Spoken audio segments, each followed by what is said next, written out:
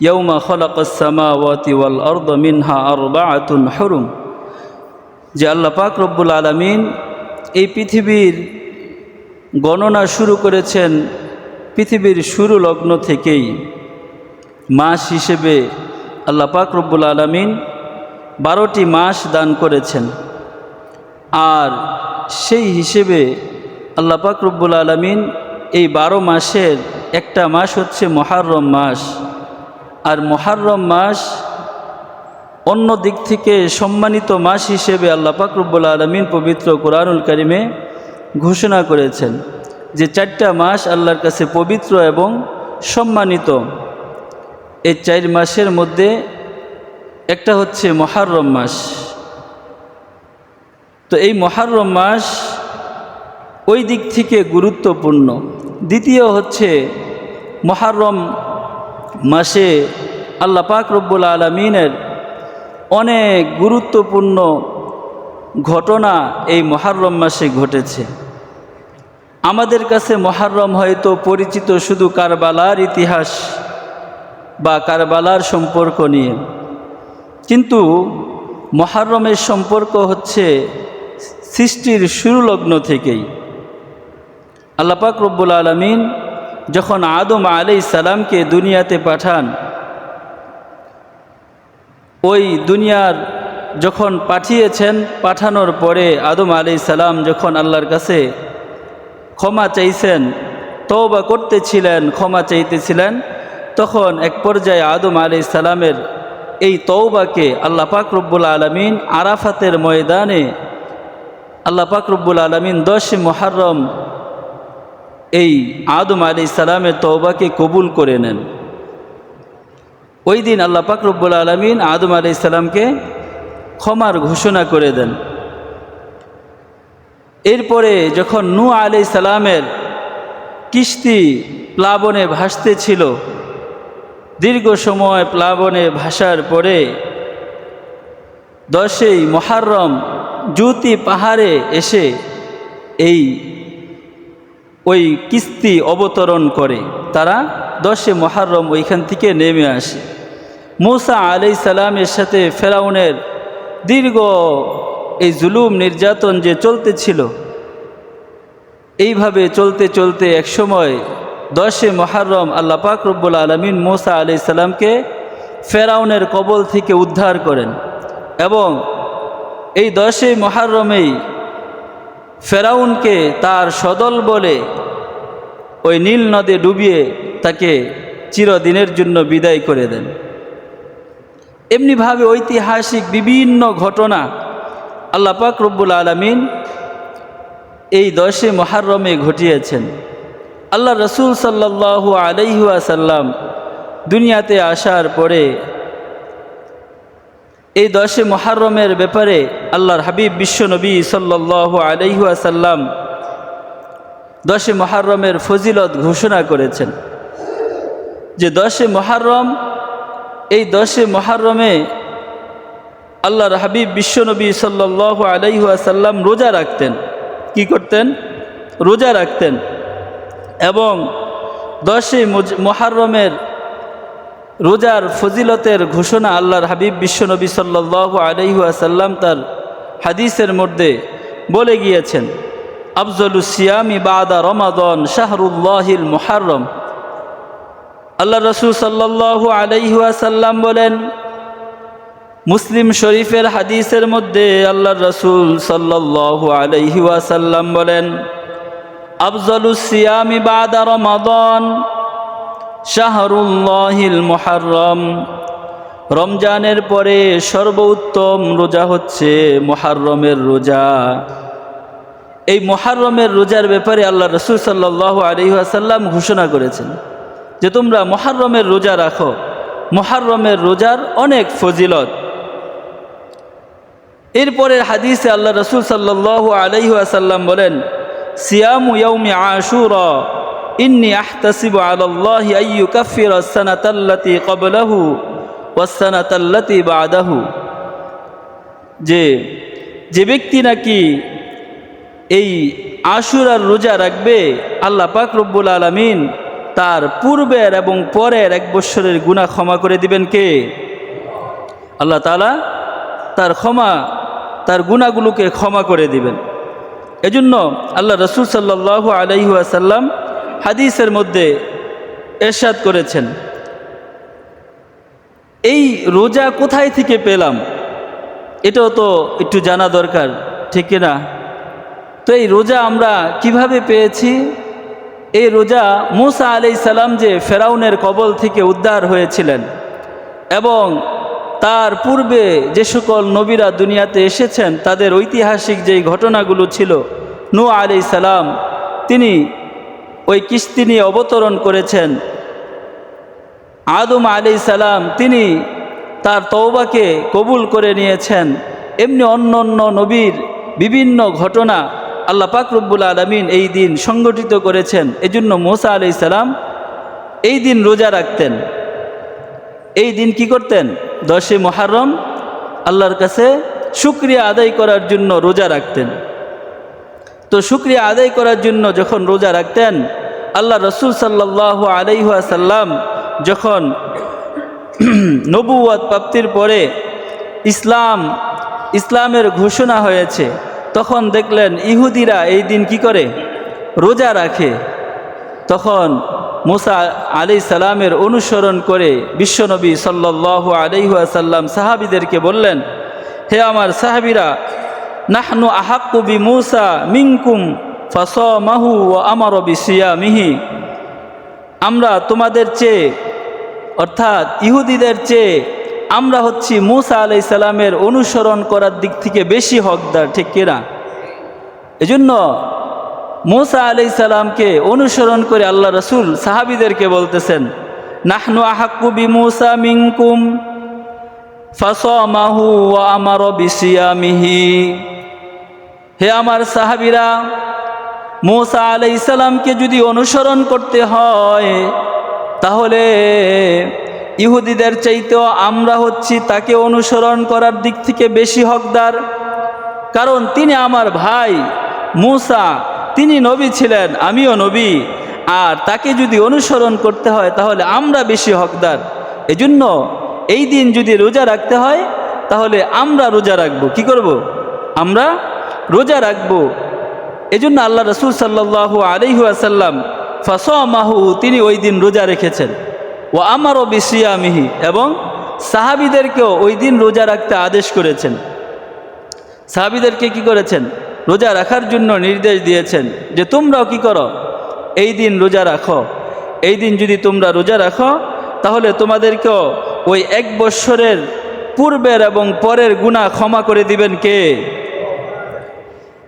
এই মুহররম মাসের 3 নাম্বার ফজিলত হচ্ছে, 3 নাম্বার আমল হচ্ছে সুমু আশুরা ওয়া খালিফু ফিহিল ইয়াহুদা ওয়া সুমু ক্বাবলাহু ইয়াওমান ওয়া বা'দাহু ইয়াওমান।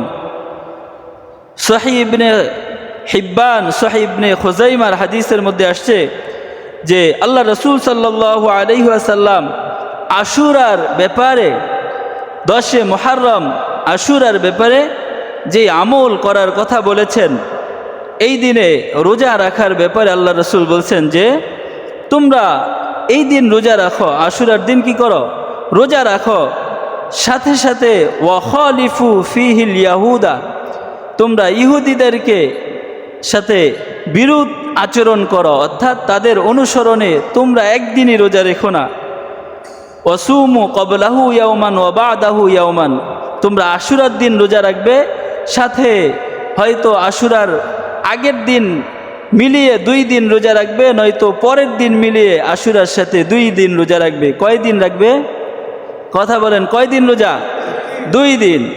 একদিন হচ্ছে আশুরার হয়তো 9-10 অথবা 10-11, এই 2 দিন মিলিয়ে রোজা রাখা। এজন্য আল্লাহ রাসূল সাল্লাল্লাহু আলাইহি ওয়াসাল্লাম পরিষ্কার হাদিসের মধ্যে বলছেন, তোমরা হয়তো 9-10 রোজা রাখো বা 10-11 তারিখে রোজা রাখো, যাতে ওই যে ইহুদিরা যে একদিন রোজা রাখে তাদের সাথে যেন তোমাদের সামঞ্জস্য না হয়ে যায়।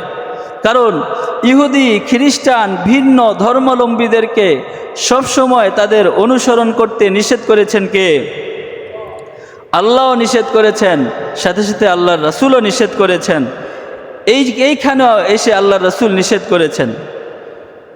আল্লাহ রাসূল সাল্লাল্লাহু আলাইহি ওয়াসাল্লাম বলেন, সুমু আশুরা ওয়া খালিফু ফীহিল ইয়াহুদা ওয়া সুমু ক্বাবলাহু ইয়াওমান ওয়া বা'দাহু ইয়াওমান। তোমরা আশুরার দিবসে রোজা রাখবে এবং এতে ইহুদিদের সাথে বিরুদ্ধ আচরণ করবে, যাতে তাদের সাথে মিলে না যায়। তাদের সাথে মিল রেখে একদিন রোজা রাখবে না, তাদের সাথে মিল রেখে কোনো কাজই করবে না। এজন্য আমলের ক্ষেত্রেও তাদের অনুসরণ করা যাবে না। আজকে দেখবেন আমাদের বাচ্চারা, আমাদের ছেলে মেয়েগুলো তাদের অনুসরণ করে তারা নিজের পোশাক তৈরি করে, নিজের চুলের স্টাইল করে, নিজের জামা কাপড় বানায়। আছে না নাই? কথা বলে না, আছে না নাই? আপনাদের এলাকায় নাই, অন্য জায়গায় আছে। দেখবেন এখন চুল কাটে ওই ইহুদি খ্রিস্টান, তাদের অনুসরণ করে। তো মাথা থেকে পা পর্যন্ত তাকে খুঁজলে পাওয়া যায় না ইসলামের কোনো অনুসরণ তার মধ্যে আছে। কি আছে? ইসলামের কোনো আচরণ, ইসলামের কোনো ব্যবহার, ইসলামের কোনো অনুসরণ তার মধ্যে পাওয়া যায় না। কিন্তু সেও কি দাবি করে? মুসলমান, সেও রাসূলের উম্মত, সেও রাসূলের অনুসারী, কিন্তু আল্লাহর রাসূলকে অনুসরণ সে পরিপূর্ণ করতে পারে না। ঠিক না? এজন্য দেখবেন তারা আজকে চুল কাটতে গেলে তাদের চুলগুলোর স্টাইল এরকম দেখা যায়। সুন্নতি কোনো জামা নাই, সুন্নতি পোশাক নাই, সুন্নতি আমল নাই। তাদের সব জায়গায় কৃষ্টি কালচার আজকে ঢুকে গেছে।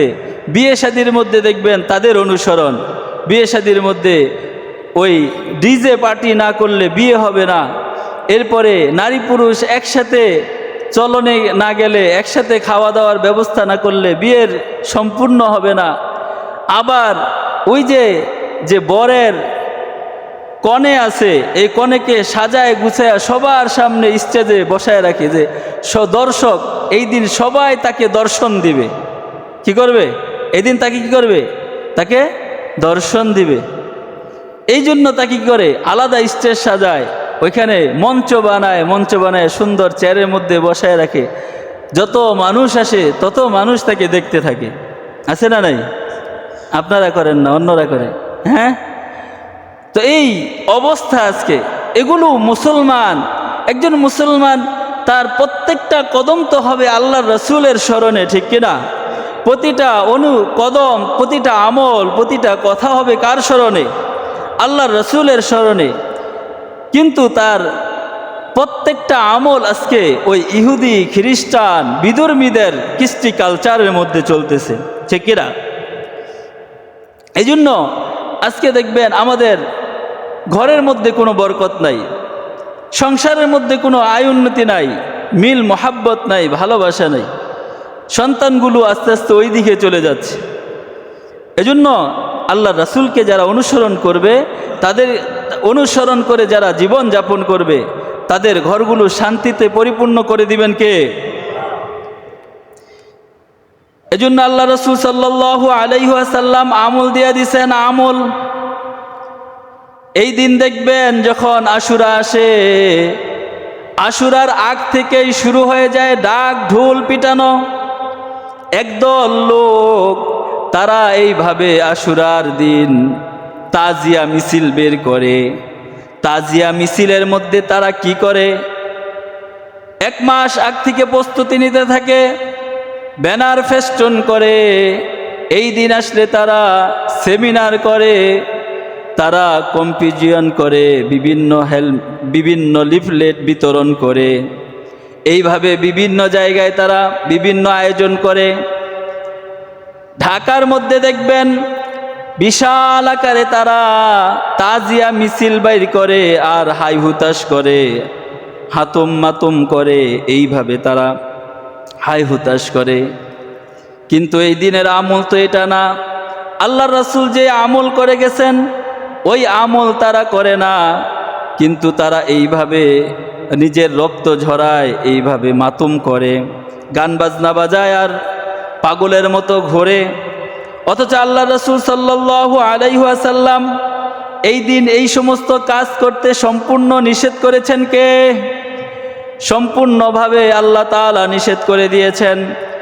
লাইসা মিন্না মান দারাবাল খুদুদা ওয়া শাক্কাল জুয়ুবা ওয়া দাআ বিদাওয়াল জাহিলিয়া।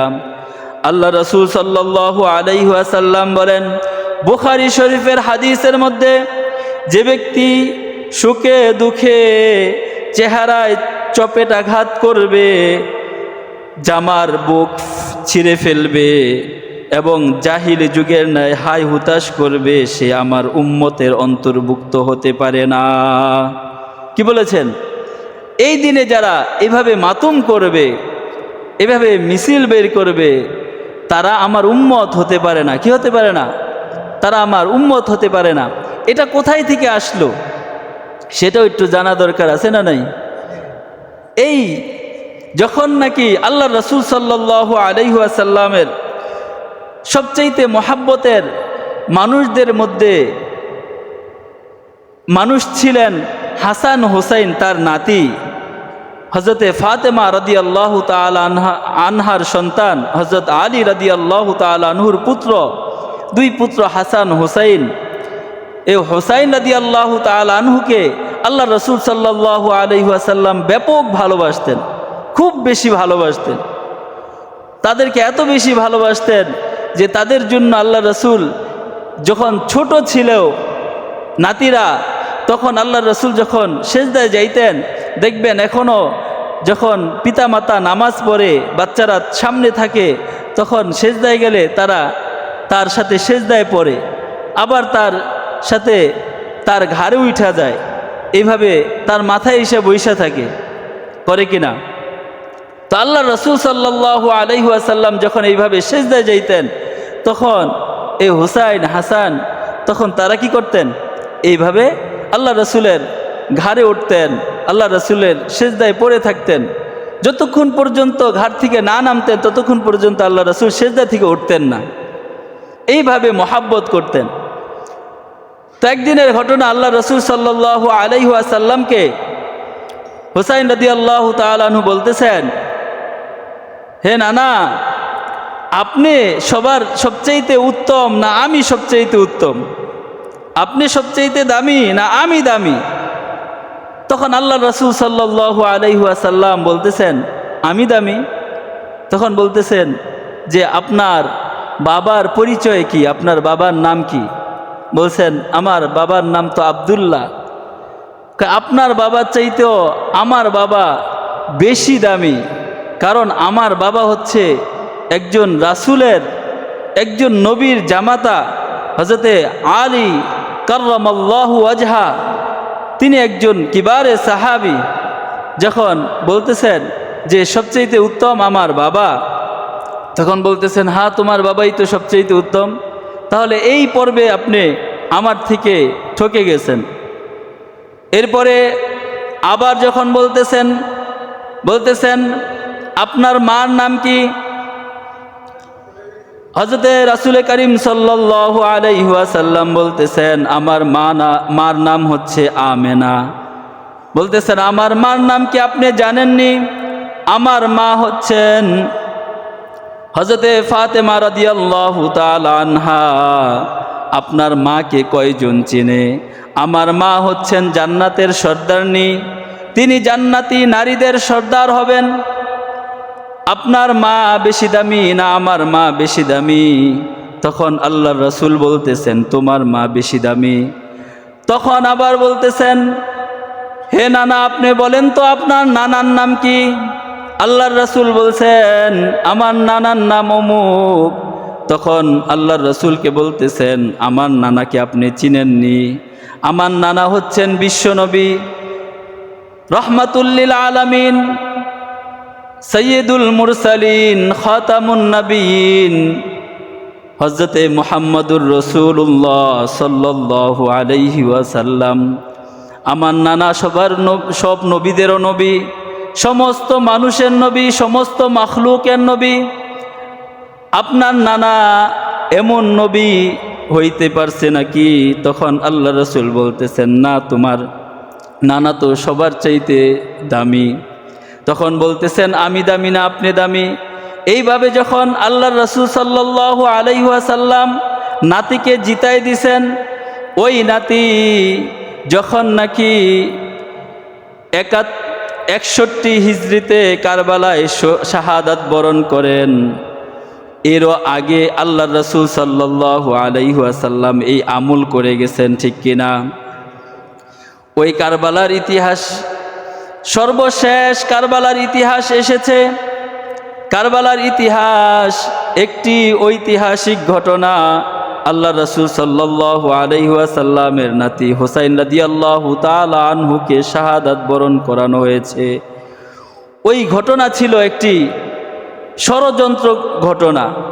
ইয়াজিদের সাথে আল্লাহ রাসূল সাল্লাল্লাহু আলাইহি ওয়াসাল্লামের নাতির সাথে এটা একটা ষড়যন্ত্রকারীরা ষড়যন্ত্র করে আল্লাহ রাসূলের নাতিকে এইভাবে শাহাদাত করে দিয়েছিলেন। আল্লাহ রাসূল সাল্লাল্লাহু আলাইহি ওয়াসাল্লামের নাতি হুসাইন রাদিয়াল্লাহু তাআলা আনহু, তিনি ছিলেন অনেক উত্তম মানুষ, যারা নাকি শাবাবু আহলিল জান্নাহ, জান্নাতের যুবকদের মধ্যে যারা সর্দার হবেন তারা হবেন হাসান হুসাইন। এই হাসান হুসাইনের মধ্যে হুসাইন রাদিয়াল্লাহু তাআলা আনহু ছিলেন বেশি আমলদার, বেশি আল্লাহওয়ালা, বেশি নরম মনের মানুষ। তো আল্লাহর রাসূল সাল্লাল্লাহু আলাইহি ওয়াসাল্লামের এই নাতিকে যখন কুফাবাসীরা এইভাবে চিঠি লিখলো, আপনি আমাদের কাছে আসুন, আপনাকে আমরা খলিফা হিসেবে মেনে নিতে চাই, বিশাল লম্বা ঘটনা। তো ওইখানে এক ষড়যন্ত্র করা হয়েছিল যে ইয়াজিদের সাথে আর হুসাইন রাদিয়াল্লাহু তাআলা আনহুর সাথে একটা দূরত্ব রেখে তারা এইভাবে হুসাইন রাদিয়াল্লাহু তাআলা আনহুর সাথে বেঈমানি করে কুফাবাসীরা তাকে এইভাবে হত্যা করে। সেখানে সবচাইতে যে বড় ভূমিকা রেখেছে আব্দুল্লাহ ইবনে সাবা, তিনি হচ্ছেন শিয়াদের সর্দার। এই শিয়া সম্প্রদায় হযরতে আলী রাদিয়াল্লাহু তাআলা আনহুর খেলাফতের আমল থেকে তাদের উৎপত্তি। আজকে দেখবেন যে ইসলামের নামে অনেক ধর্মাবলম্বীরা তারা আমল করে। শিয়া সম্পূর্ণ কাফের সম্প্রদায়। শিয়াদের ঈমান আকিদা সম্পূর্ণ কুফরি এবং সম্পূর্ণ কাফেরি আকিদা। তারা মনে করে যে কোরআন শরীফ 40 পারা ছিল, 10 পারা গায়েব হয়ে গেছে। কি হয়ে গেছে?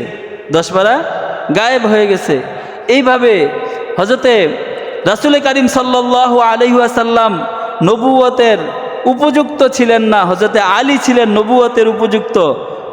আল্লাহ রাসূলের কাছে ভুল ক্রমে এই নবুয়ত চলে আসছে।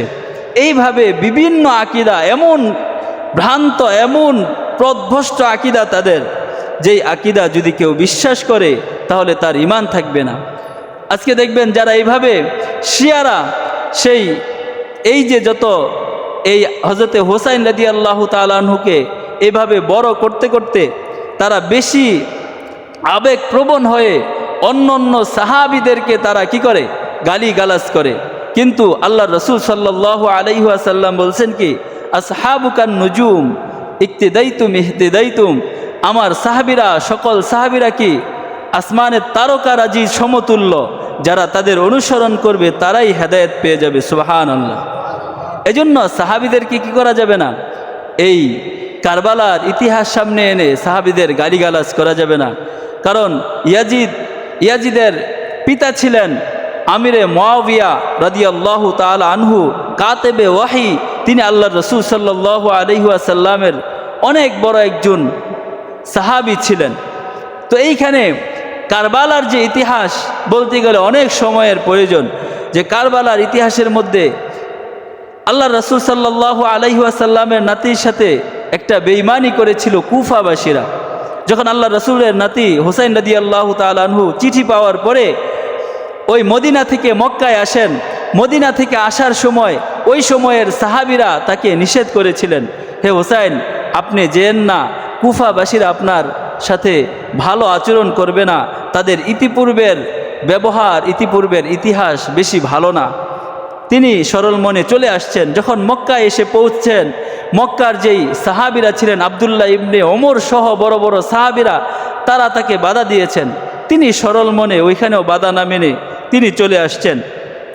সর্বশেষ এই ঘটনা যখন ঘটে, আব্দুল্লাহ ইবনে সাবা এই তার সাথে যুদ্ধে লিপ্ত হয়, তখন হযরত হুসাইন রাদিয়াল্লাহু তাআলা আনহু ৭২ জন সাথী সঙ্গী সদস্য নিয়ে যখন এইখানে উপস্থিত হয়েছিলেন, তখন তাকে এই ৭২ জন সদস্যকে একসাথে হত্যা করে। তখন আর হুসাইন রাদিয়াল্লাহু তাআলা আনহু বলেছিলেন, ওই আব্দুল্লাহ ইবনে সাবাকে বলেছিলেন, তুমি আমার 3টা দাবি 3টা শর্ত মেনে নাও, হয়তো আমাকে মক্কায় অথবা মদিনায় ফিরে যাওয়ার ব্যবস্থা করে দাও, নতুবা আমাকে এমন কোনো সীমান্তে পৌঁছার ব্যবস্থা করে দাও যেখানে আমি কাফের বেঈমানদের সাথে লড়াই করে মরতে পারি, অথবা আমাকে ইয়াজিদের সাথে সরাসরি কথা বলার ব্যবস্থা করে দাও যাতে আমি তার সাথে এই ব্যাপারে মীমাংসা করতে পারি। কিন্তু আব্দুল্লাহ ইবনে সাবা শিয়াদের সর্দার,